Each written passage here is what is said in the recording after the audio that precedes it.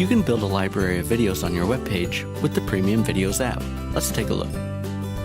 To begin adding videos, select New Video. Type the title of the video and add a description. Next, add the author and the length of the video. When adding a video, you can either upload or embed the video.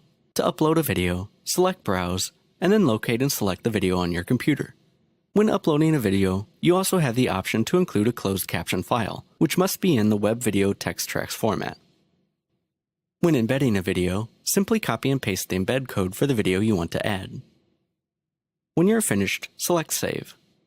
And finally, you can customize the display order of the videos by selecting Sort Videos.